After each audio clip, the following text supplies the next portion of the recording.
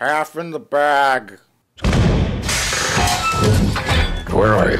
Asteroid City, Farm Route 6, mile 75. Did you watch Asteroid City? You know what I did? This is going to be a reversal here, because usually you say, I watched a movie and I don't remember anything about it. I watched Asteroid City, I don't remember anything about it. I liked it well enough.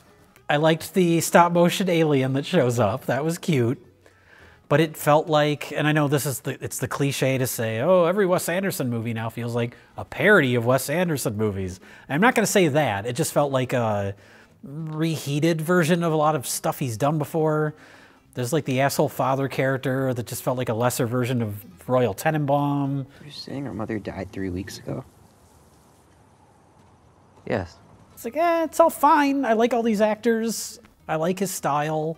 I'm not sick of that, but the movie itself, The only thing I liked about it was the kind of production design of it, the aesthetic, the location. Oh, sure, yeah. I mean, you know, all of his movies have different locales, you know. One of my favorite Wes Andersons, maybe my favorite, is the Darjeeling Limited. That one's great. They're on a train in India and they're driving around, and it's just it's 3 characters. There's nothing crazy, and it's all about the 3 brothers. Life Aquatic, of course, is great. There's so many good ones, and they're all like so different, but all so similar. Well, aesthetically, they're all the same, yeah. That's why it's so easy to parody that style of like the whip pans, the dead center framing. It's a very, very, very obvious style. And this one, I thought, you know, I was intrigued by the look, that 1950s in the desert. Yeah, whatever color grading they use, it has this weird, like, it almost looks like oversaturated and desaturated at the same time. I don't even know how to explain it. Right. But I had nothing to grab onto. I didn't, like you said, you liked all the actors, but every character talks like this. Have you ever been shot with bullets? Once or twice. Just grazed. He got shrapneled in the back of the head too. Shower. Well, that's the thing is like when they all have that same delivery, it all like it's almost like the jokes or the lines become predictable as far as like how they're going to say the line. It's The writing's good, but Jason Schwartzman, I wasn't sure what I was supposed to feel for his character. Him and Scarlett Johansson have a thing. They're talking through the window. Oh yeah, she's an actress, right? What's his face shows up? Tom Hanks. He wasn't supposed to be in it. Somebody else was supposed to be in his role, but they had COVID. I forget who it was. Was it Bill Murray? Yes. Okay. Yeah, obviously. Of course. I was like, it's one of the usuals. Yeah. Yeah, but either way, it doesn't matter. You replace Bill Murray with Tom Hanks. And does the same delivery and style. It doesn't matter because they're just dry. And I get the dry dialogue. I get that style, and sometimes it works. And this it just didn't. Well, you can't have every character doing that. I did like. There's the angle of like storytelling and an audience, because we keep cutting into like the play version of the story that we're seeing with like, was it Adrian Brody? And there's a nice little scene where he goes out on the balcony and Margot Robbie's in a play across the street, and they have a nice little scene. Like, which some of that stuff's kind of the Schwartzman and when they're in the houses next to each other. Like I got all those like moments, but I wasn't quite sure what was trying to be said, which is okay. The bigger message is just like an icing on the cake, but to me, it's always the characters that's the meat of the movie, or the cake of the movie. Darjeeling Limited, you have those 3 brothers. They're all very distinct personalities, and that works. And they're trying to find their mother, who they haven't seen in a long time. And there's character stuff going on there, and there's growth, and this is just nope. You were very good in the one about the tramp in the brothel who gets amnesia and becomes a pediatrician. You were very authentic. Actually, maybe my favorite character I've ever I don't know why nobody else liked it. Keep saying he needs to try something drastically different. You should try. I'd be curious to see him direct a movie that he didn't write or didn't co-write. Well, what if Wes Anderson directed like a Charlie Kaufman script? Like, what would happen there? Something just drastically different. Would he shoot it though, like with like, you know, the cutout houses and the I mean, sure, that's his style, you know. That with just a completely different voice behind it, I think would. I mean, it would be interesting. Yeah. I think he would. I think we've joked in the past about him directing a Marvel movie, like not even going that, but something that is conceivable he would do, like a Charlie Kaufman script or something. More artsy movie. I'd be curious to see what would happen. I don't know. He's going to keep making movies where the dad's kind of an asshole, but kind of likable, and then there's some sort of stop motion effect at some point in the movie. I need a good message, and I need to connect, or else the aesthetics and the style and the performances by all the actors is all waste. Yeah. And you need a heart. That's what I'm saying. It's like, Just and I basic. remember most Wes Anderson movies, and this one was like in one ear, out the other. Yeah.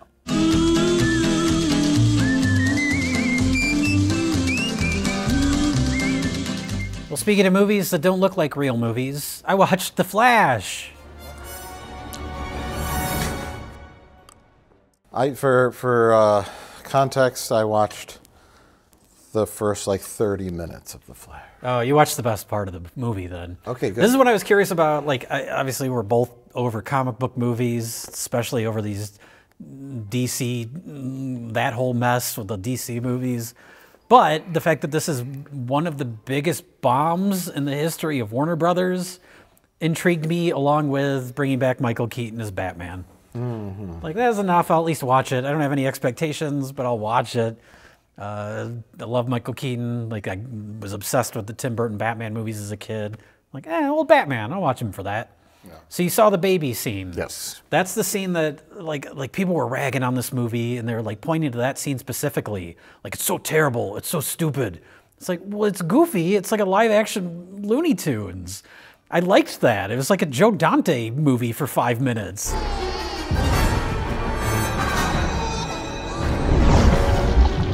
And people were complaining about the effects in it. Like, the babies look so fake. It's like, if those babies looked real, this wouldn't be funny. The fact that they look like cartoon babies makes it funny. It's just such a weird, goofy opening. Like, I liked that kind of tone.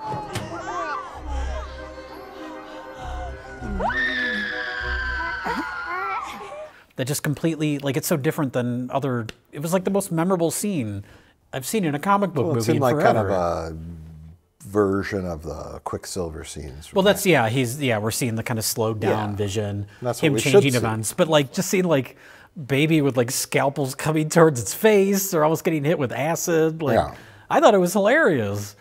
But then the rest of the movie is not quite that goofy, unfortunately. Big setback is Ezra Miller. Wait, he's Batman?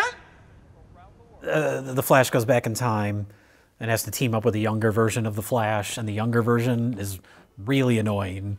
I got that far. Okay. He goes to the house. Yeah, he's trying to prevent his mom from getting killed, and like the actual plot of the movie, I didn't give a shit about. I just wanted to see babies falling out of skyscrapers and the Flash saving them. It was almost like the same movie as the Spider-Man Spider-Verse. Oh yeah, it was like a less good version of that. Not the animated one, but where Spider-Man wants to fix something and he asks the Doctor Strange to do it. And then...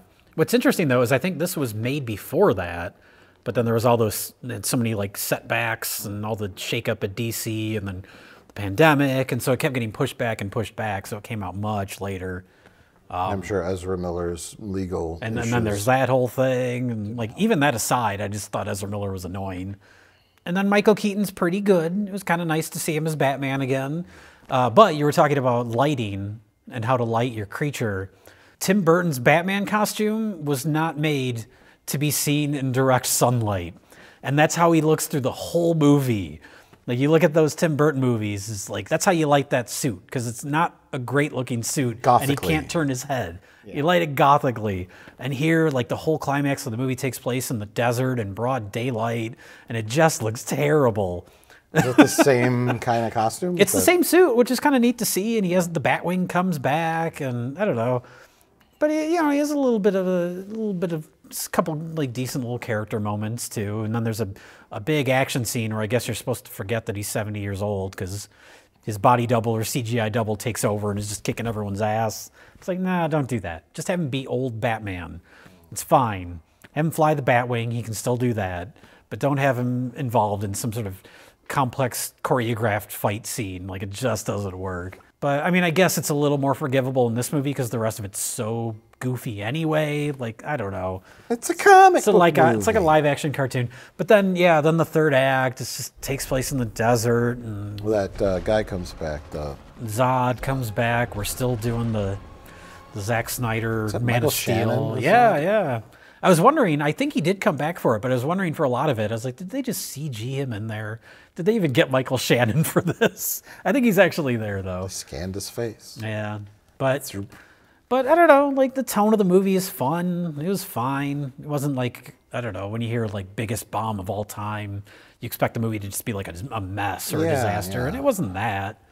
I just wish the rest of the movie lived up to that babies falling from a skyscraper scene, because that was amazing.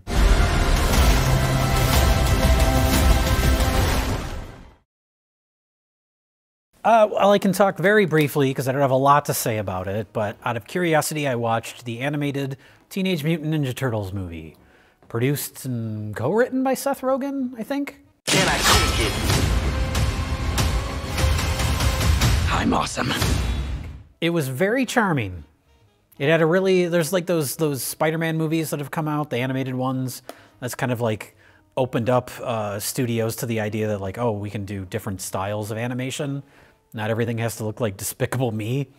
So it has a really distinct style. It almost looks like graffiti brought to life. All the Ninja Turtles are voiced by actual teenagers, which is a nice change of pace. Not Chris Pratt? Not Chris Pratt. I don't think he's got a voice in the whole movie. It's all Seth Rogen's friends are all the voices. But then, yeah, all the Ninja Turtles are voiced by actual teenagers. Jackie Chan does the voice of Splinter. Like the music is all like 90s hip hop, which is kind of fun.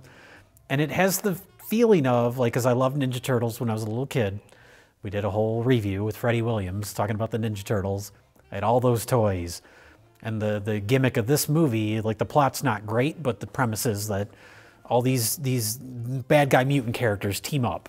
And so they have all these characters that I had all these toys of as a kid. And it has this feeling of like a little kid playing with his action figures. If that was in like a real movie. It was very charming and fun and humorous without being obnoxious. Not a lot of like meta humor, which I'm sick of. Yeah. Not a lot of, there's some improv. It feels like the kids are all playing off each other. They're kind of annoying, which I liked. It's like the Goonies, you know, like when people say, oh, the kids in the Goonies are annoying. It's like, well, have you ever been around a group of kids? Like, this is how they are. Bacon, egg, and cheese. Bacon, egg, and cheese. Let me get a bacon, egg, and cheese. Bacon, egg, and cheese. So there's a lot of that in that, where they just feel like real kids kind of playing off of each other. So it was really unique in terms of like modern animated movies. Well, that's you made me want to watch it. All right. Maybe I will.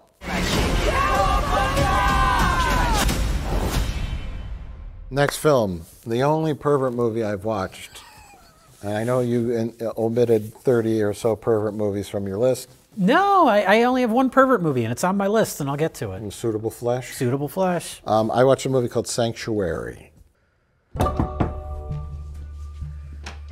Hal? Yes, of course. Come in. Nice place. It has Christopher Abbott. Not Chris Pratt? No.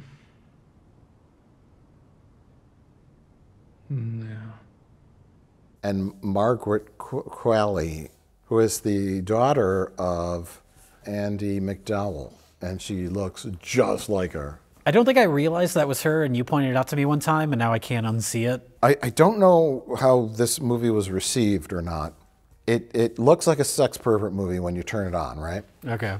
He's a rich guy, and there's a hotel room, and she is a dominatrix type who doesn't like hit, or there's no sex or whipping or anything. She's just like a mental dominatrix. She comes in and she puts on this wig and she's like, clean the toilet, you filthy pig. Okay. And he's like, yes, ma'am, I'm cleaning the toilet.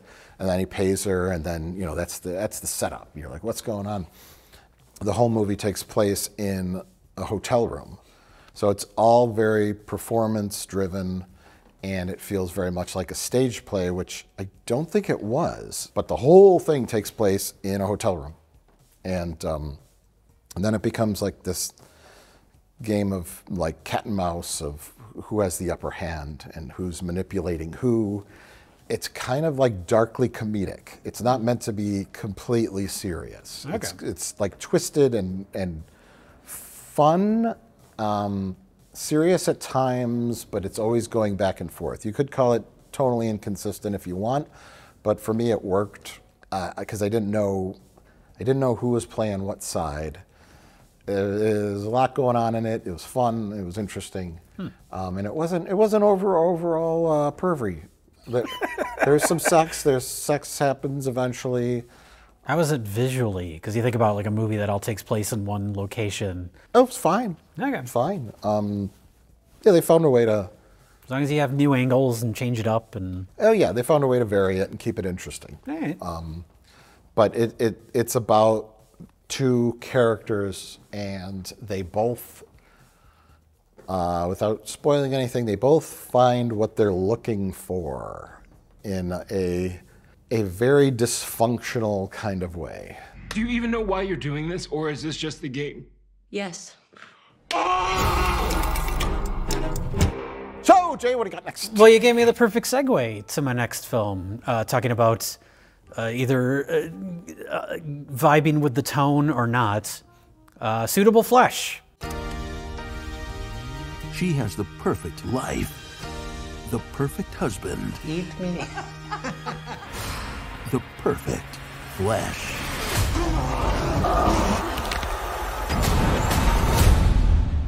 That's a movie that has a very specific tone.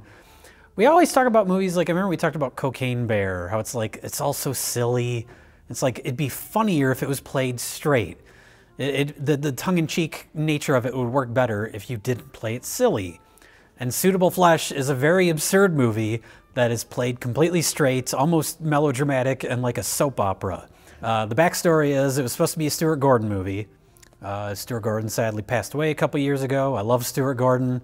Jack and I did a review of Reanimator and From Beyond, and this movie was supposed to be his kind of return to that sort of like H.P. Lovecraft adaptation. But written by Dennis Paoli, who wrote those movies, From Beyond, Reanimator, and Dagon. And so a return to that type of movie. But then he passed away.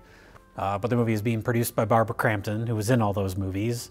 And she kind of kept it alive, found another director to do it, Joe Lynch, who did a movie a few years ago called Mayhem that I really liked. I think we talked about that in a catch-up video. Mm-hmm. So he took over, and it's great because it feels very much like one of those movies, but it doesn't feel like it's just aping Stuart Gordon's style. It has its own style. It's like Stuart Gordon meets Brian De Palma. The thing I love about Brian De Palma's stuff is again, it feels very soap opera-y. It's very like stylized and unrealistic, but he's never calling attention to it. It's like, I know this is silly, I know this is cheesy, but I'm never going to acknowledge that it's cheesy. We're just going to let it play. And this movie has a similar tone, too. It's a body swap movie. Heather Graham's the lead. She's really good in it. Great cast, great supporting cast, lots of little nods to both H.P. Lovecraft and other Stuart Gordon stuff. Mm-hmm. There's kind of like Stuart Gordon did a movie called King of the Ants. It's actually like, I think the first Asylum movie before Asylum was just making mockbusters. Okay. It's like a real movie. It's this dark, really dark kind of drama. And the lead actor from that movie shows up in a cameo in this. Heather Graham's like a therapist, and she's one of his patients. And he's playing his character from King of the Ants. Oh. So right in the middle of the movie, there's like a mini sequel to King of the Ants. That's wild. So if you like Stuart Gordon, it's a nice tribute to him. Stuart Gordon verse? The Stuart Gordon verse, yeah. Okay. So it made me a little emotional at the end because you get to the credits and all his usual cohorts show up, produced by Barbara Crampton. She's in the movie too, and she's good too. But Brian Usna, who of course directed Best of the Worst classic Faust, he produced all of those Stuart Gordon movies. He produced this, written by Dennis Paoli, who wrote all those movies. So it's like, there's a really great shot. Speaking of well-directed, there's a part where Heather Graham is in her car, and the demon is against a brick wall behind her, and she keeps backing up and trying to crush it. But the whole thing's shot from the back seat forward, and she's got like the dash cam view. So you just, every time she goes into reverse, you see the guy against the wall. She just keeps backing up into him. It's a great shot. Holy shit! Well, the premise from the trailer I gathered is kind of body swap thing. And yeah, it's this H.P. Lovecraft ancient unknown creature who knows how many times it's body swapped people. And it hops into Heather Graham's body, and it's like a weird, horny demon thing that's never been in the body of a woman before, and realizes that it kind of likes it. That's the premise. Okay. It's like soap opera meets like a 90s erotic thriller, and then it turns into a Stuart Gordon movie. It's really unique for types of movies that are made now. I'll take that. And it's not 3 hours like an Ari Aster film. Suitable. Flesh.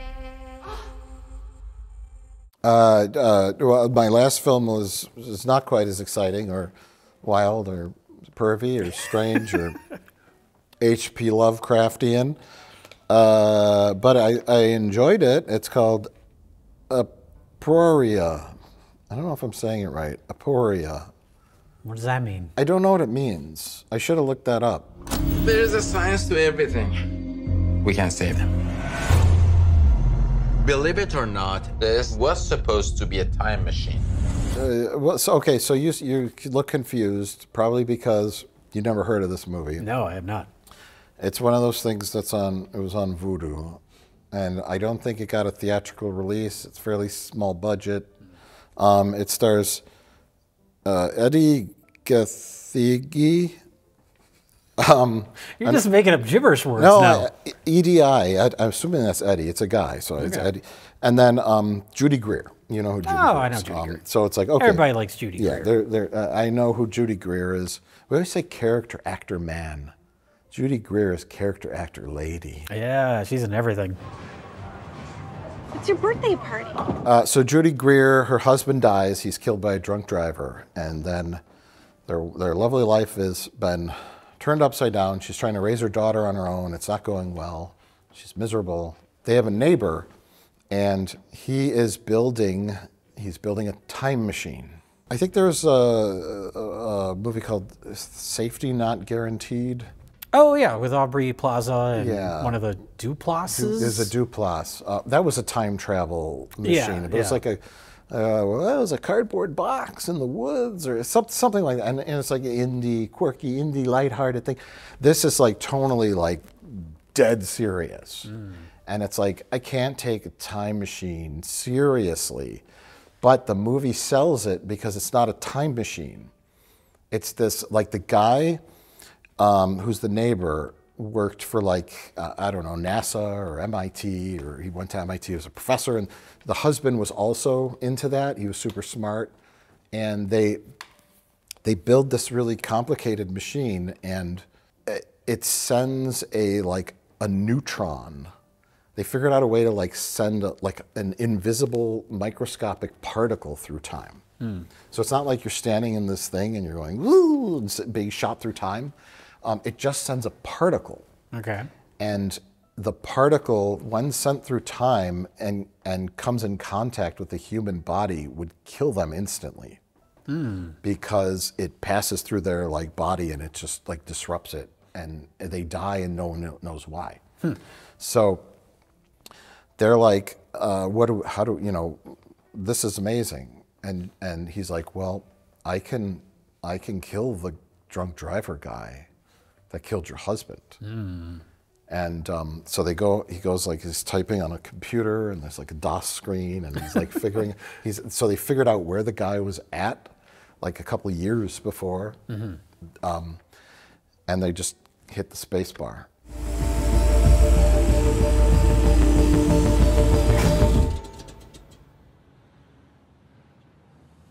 And you don't see it happen. There's no like, yeah. It's just like it happened. And she's like, did it happen? And he's like, it happened. So then they just deal with, it's an interesting like kind of, not really time travel movie, but sort of like altering time, and how the morality of it.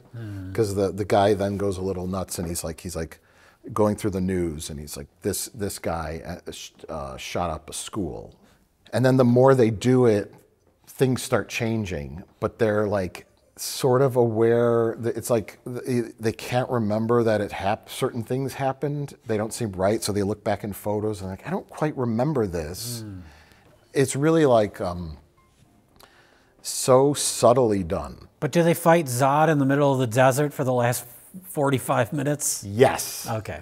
You'd like it. I like that kind of like simple moral sci-fi angle. Yes, that's exactly what it is. Okay.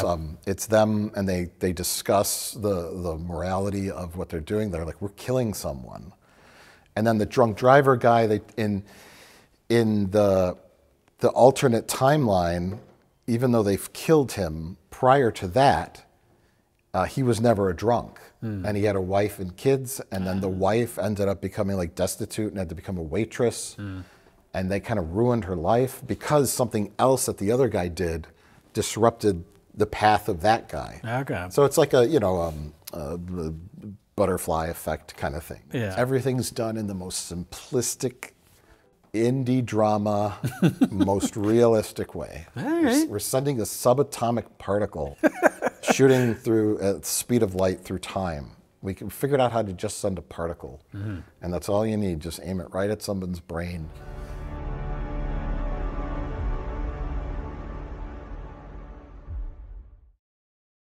Well, kind of TV, my last movie, direct to Netflix, David Fincher's new film, The Killer. I find music a useful distraction. I think I was talking to you about this off camera. It's like, oh, David Fincher, he's one of the best filmmakers working today. He has a new movie out. It's just on Netflix. I'm just going to watch it now. It doesn't have that, like, I don't know, the grandiose feeling. Because, like, you miss the movies? I kind of, well, I miss the hype. Like, Scorsese's new movie's out, and everyone's excited for that because it's a new Scorsese movie. And David Fincher, you know, he's kind of moved on from theaters. He seems to be happy making stuff for Netflix.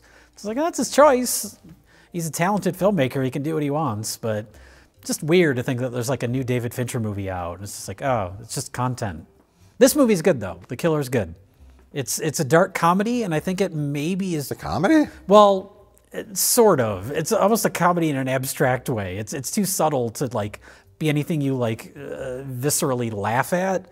Because the setup is Michael Fassbender is a contract killer, and the first like, I don't know, 15, 20 minutes of the movie is him hiding out in this loft watching his subject who he's supposed to kill, and he has this voiceover narration, and it's this very like serious, pretentious. I think some people have complained about the voiceover, but I think it's very intentional, where it's like he's talking about all of his rules and all the steps he follows. He's very like precise. He's almost like the Hitman version of David Fincher. How he's so like analytical and precise in the way he does things. He won't take the shot if his heart rate is above a certain, certain rates. And so it's all this, and he's going to all the details of how seriously he takes this. And it goes on for like 20 minutes, and then he takes a shot and he misses. But it's so drawn out that it's not like describing it as funny, but in the context of the movie, it's not. But there's this disconnect between all of his voiceover through the whole movie and what he's actually doing, because he's just like constantly screwing up. Fight only the battle you're paid to fight. Okay. He misses the shot, and then the people that hired him rough up his girlfriend, I think. And so it's about him going out to get revenge on those people. But yeah, he's constantly like, he has dead set in like how he's going to do it and all the rules and steps he takes to accomplish these things, but it never goes right. And he's constantly messing up. And that's the movie. It's very simple. I'd call it like a minor David Fincher movie, but obviously it's really well directed because it's David Fincher. Michael Fassbender's great. And I just liked that kind of tone, that disconnect between the pretentious, serious voiceover and what we're actually see happening. Okay, So, I liked it. Yeah. Okay, not one of David Fincher's better movies, but I remembered what happened in it, which is better than Mank. So. Yeah. And I liked Mank. I remember liking it. I just can't tell you anything about it.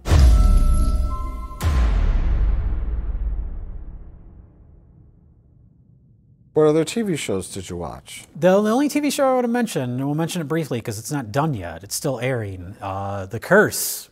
Oh, okay. Emma Stone and Nathan Fielder. And I've only watched the first episode. Okay, I've watched the first 2 episodes, and it's funny. Every time there's a new episode, the Rotten Tomatoes like audience score goes down. Really? Because I think it's just like too awkward and uncomfortable and like gross for people. But I really liked that. 50 different kinds of uncomfortable in that first episode. Yes. It's I don't know if we ever talked about The Rehearsal, his last show. I really liked The Rehearsal. I think so. Yeah, of course. That was great. But this is just so much darker and so much more like dry and weird and uncomfortable. There's a little bit of like Curb Your Enthusiasm, but much more cynical and dark. Yeah. Like the scene where they're filming like an HGTV show basically. Yeah, he's like, go over to that little girl, buy a bottle of water from her, and all he has is a $100 bill. So he gives her the $100 bill, and she's so excited, and then he walks away, and they're like, all right, they got the shot. And he goes back and tries to get the $100 bill back from her. It's like right out of a Larry David routine or something. Right. Oh, yeah. I really like it so far. I'm a little worried that level of dark, it's barely comedy. It's like kind of like when I say David Fincher's movie, like you laugh at it after the fact, but when you're watching it, it's just really uncomfortable. Well, I just like, so far I like their 2 characters, and they're not transparent. You're starting to get a sense of his character. Mm-hmm. You can't tell if she's earnest or full of shit. Is she really trying to do good with this neighborhood? And him, he's cheap. He's calling, trying to get a refund on the frozen meal that was sent to him without the chicken. Like, there's something wrong with him. Yes. And but then her, is she trying to do good based on her parents? And he's talking about like how much they're buying the property for. Now they want to resell it. Mm-hmm. So it's like, are they really dirtbags, or are they delusional? What's going on? Yeah. And so I like that they're not just like cardboard characters. Like these are we love the community, and then they close the door and they're like, ha ha ha, I can't wait to make so much money off these suckers. It's not that clean. A lot more subtle and like psychological than that. They're I'm hoping it goes that way. Like I said, I only watched the first That's my episode. only concern is like that level of dark cynicism. Can that sustain for a whole series? I don't know how many episodes it's supposed to be, but we'll find out later. But so far, it's been great. I keep watching it, but right now I'm watching Bodies on Netflix, also a time travel show with an actual time travel device. 4 identical bodies, naked male body appears in the same alley in 4 different time periods. In 1890, 1941, 2023, and 2053. And each time it's assigned to a different detective. It's the same exact body, has a tattoo on the arm. And there begins the mystery. It's really good. Enjoying it. Haven't finished it. I got 3 episodes left. But I know you watched Fall of House of Usher. Yes, I liked it a lot. Not my favorite Mike Flanagan series, but I liked it a lot. I did too. I like the more kind of like atmospheric gothic. Yeah. This is almost satirical with the way it portrays the family. It feels more like modern day, timely. Well, yeah. That's what it's about, which is fine. It's Edgar Allan Poe's Succession. Yes, It's a modern take on amalgamation of all different Poe works in one kind of big story. Tonally, I prefer the haunting shows more. But I like the way he incorporates all the different Edgar Allan Poe stories. Yeah. Although the Pit and the Pendulum's a bit of a stretch with how that comes across in it. The Telltale Heart, the Cask of Amontillado, all those were well executed. Yeah. All the acting's great. Great cast, of course. Yeah, all his usuals.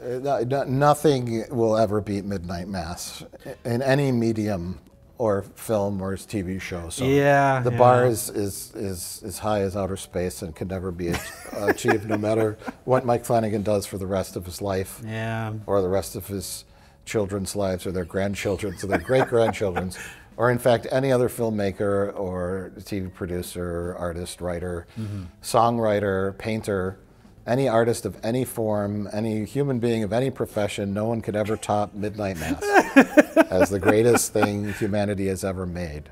Move aside, Renaissance. Move aside, NASA.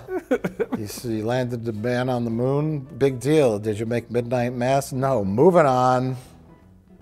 I just wish Mike Flanagan would stop killing cats, though. Every show he does is fucking dead cats. Dead cats all over the river. Please stop. It's affecting me psychologically. Yeah. You can buy one of those cats. Like a prop from the show? Would you want any? No. Okay.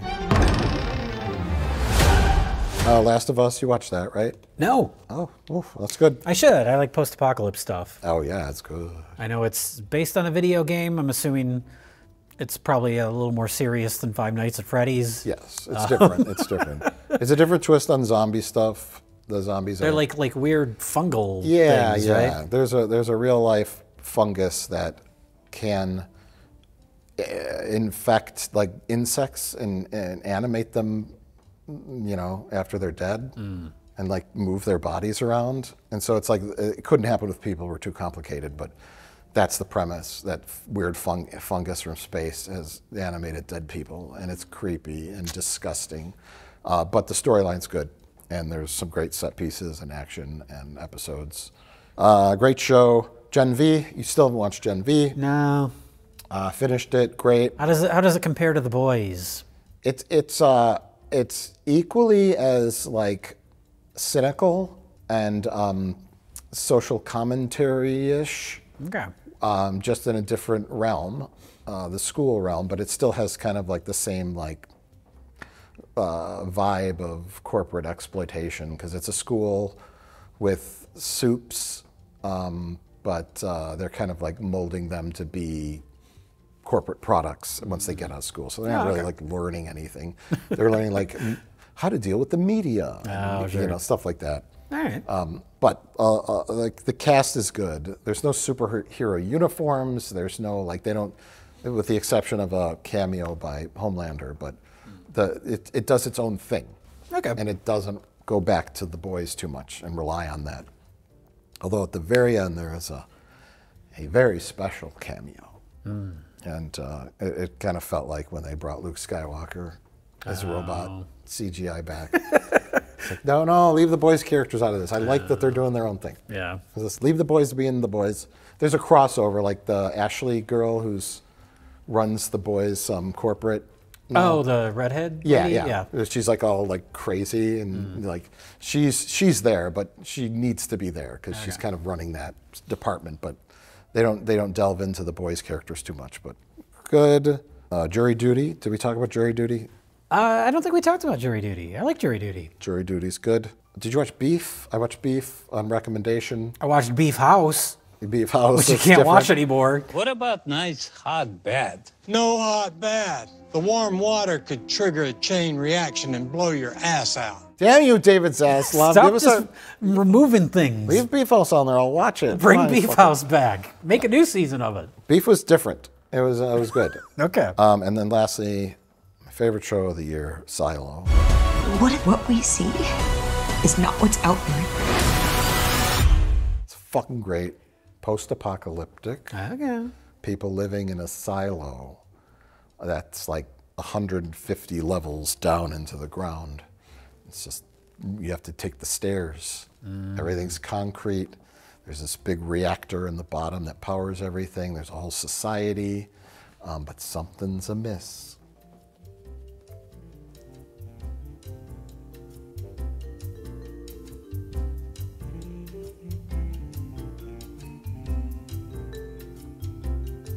But yeah, it's great. Well, that's 2023. 2024 is going to happen, and because of the strikes, there won't be anything out for the first half of the year. We'll just have to hear Trump and Biden commercials all day. I'm going to go live in a silo. Yeah! I don't want to hear about any of that. We're soon going to have the post-apocalypse.